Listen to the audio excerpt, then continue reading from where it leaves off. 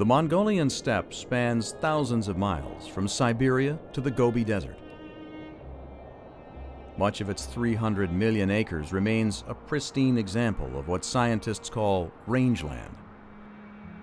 Over millions of years, herds of grass-eating animals have co-evolved with rangelands, just like the co-evolution of buffalo on the American Great Plains. Semi-nomadic herders have been raising animals in the same way for thousands of years. This makes Mongolia a window back into time.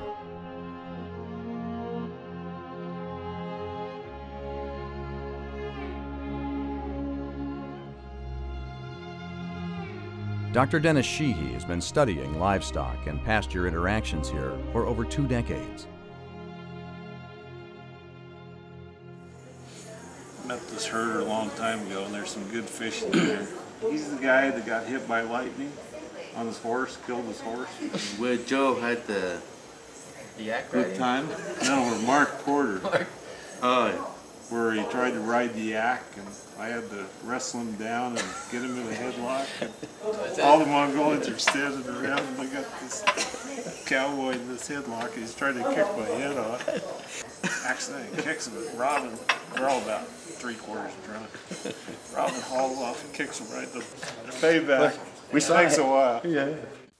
Yeah, I grew up on a beef cattle ranch in eastern Oregon. In fact, in some ways, I spent my whole life in eastern Oregon and in Mongolia.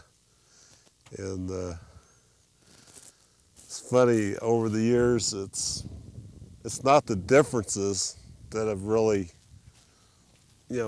come to the forefront, it's the similarities.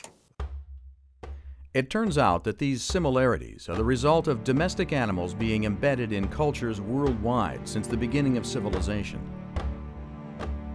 According to archaeologists, early domestication occurred when human hunters and gatherers became sedentary farmers. Simultaneously, we domesticated wheat, barley, and peas. Reliance on domesticated animals has built empires, supported major advances in technology, and has caused some of our worst diseases. Now, most natural ecosystems reflect interdependence with livestock production.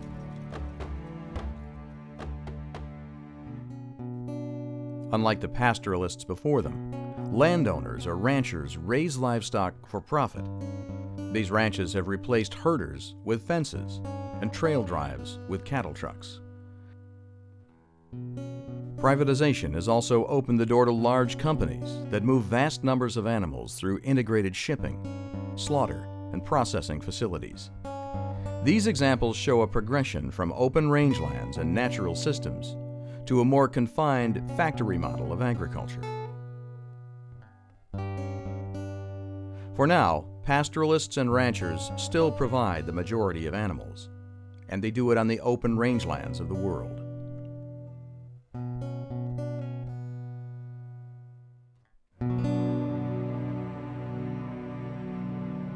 These deserts, grasslands, and tundras do more than just grow bigger beef cows.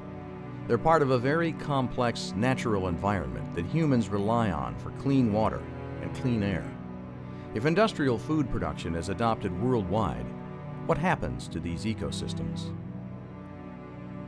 Stephanie Larson is a farm advisor in Sonoma County, California, and her job is to understand these systems on a broader level. Range management has changed over the years. When range management was first established, it was to produce better forage for the cattle.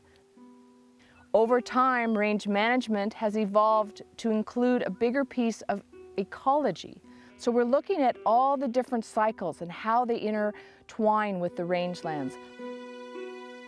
The water cycle, the energy cycle, the nutrient cycle. How that all benefits the plants, what's growing above, what's growing below, the health of the soil. And yes, how all of that works into putting grazing animals on that land as well. It now has become a more integral part, taking the grazing animal and putting it with the ecology of the land to improve the rangeland management.